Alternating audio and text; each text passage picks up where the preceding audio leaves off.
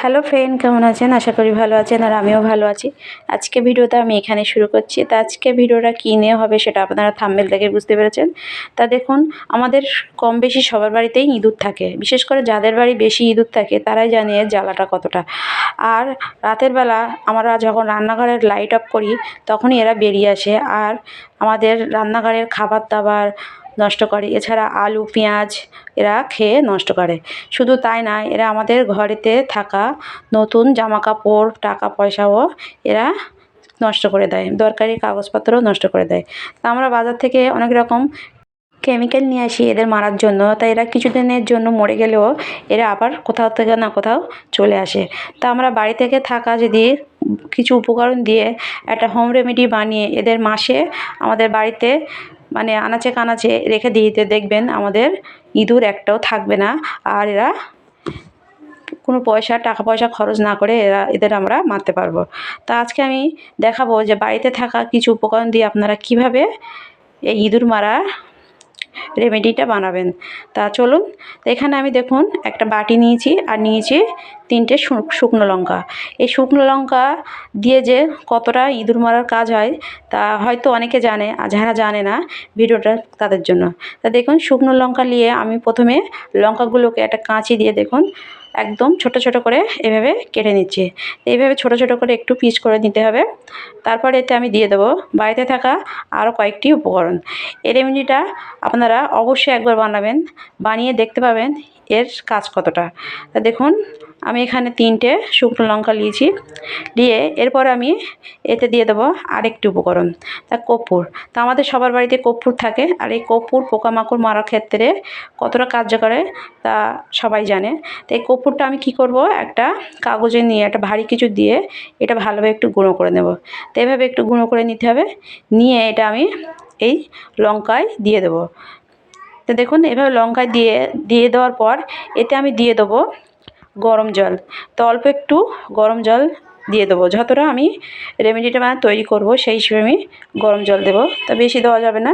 তা দেখুন, গরম জলটা দিতে হবে কেন, এই গরম জলটা দিলে কর্পূরটা ভালোভাবে গুলে যাবে আর এই যে ঝালের যে ঝাঁঝটা এটা খুব ভালোভাবে বেরিয়ে যাবে, সেই জন্য গরম জলটা দেওয়া। তো এভাবে গরম জল আর কর্পূর দিয়ে ভালোভাবে এটা তেড়ে আমি এটা 2 থেকে 3 মিনিট এটা আমি রেখে দেবো, এটা ঝাঁঝটা বার করার জন্য। তা 2 থেকে 3 মিনিট পরে ফিরে আসছি আমি, এসে আমি দেখাচ্ছি এটা আমি কী করি।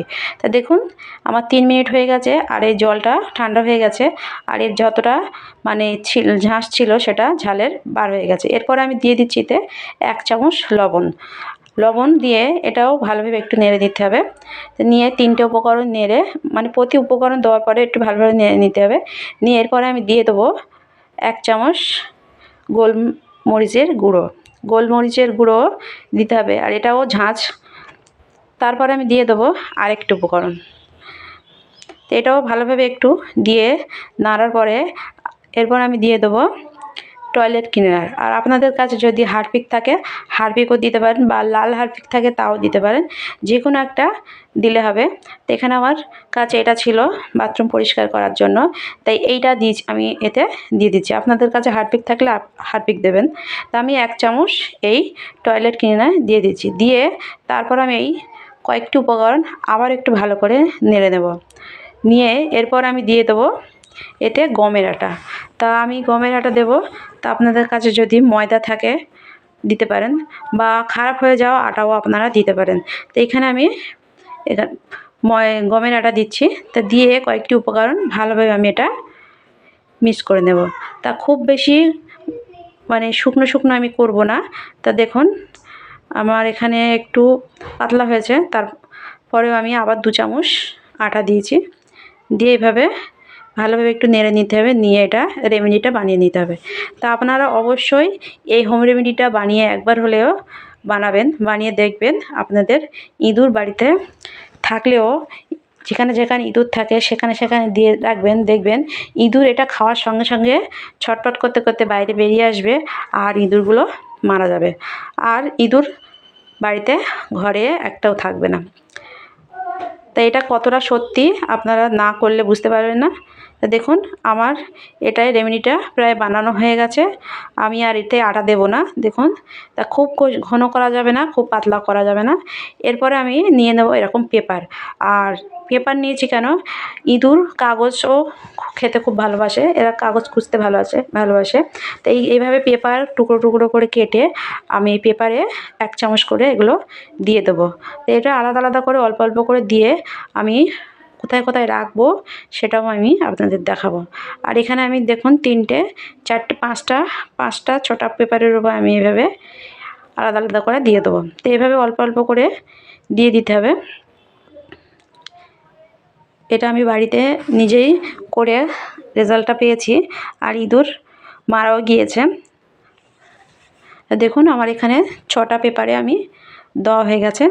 এরপরে আমি এগুলো নিয়ে যাব আমাদের গ্যাসের পিছনে বা সুকেশের পিছনে, যেখানে যেখানে একটু কর্নার সেসব জায়গায় এগুলো আমরা দিয়ে দিলে দেখবেন সেখানে সেখানে রাত্রের বেলা ইঁদুর যদি একটু এগুলো খায় তাহলে দেখবেন ইঁদুর একদম বাইরে মানে ঘরে থাকবে না।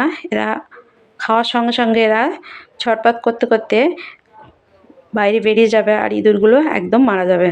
আর দেখুন আমি এখানে গ্যাসের পিছনে বা এই যে যেখানে হাঁড়ি রাখা হয় সেসব জায়গায় বা একটু সিঁড়ির তলায় কর্নারে এসব জায়গাগুলো বা যেখানে থালাবাটি রাখা হয়, যেসব জায়গায় আপনাদের দেখবেন ইঁদুর আসে সেসব জায়গায় আপনারা রেখে দিতে পারেন।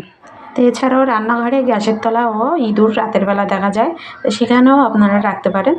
তা ভিডিওটি পর্যন্ত ভালো লাগলে লাইক কমেন্ট শেয়ার করতে ভুলবেন না, আর সাবস্ক্রাইব করে আমার পাশে থাকবেন অবশ্যই। দেখা হবে নেক্সট ভিডিও। বাই।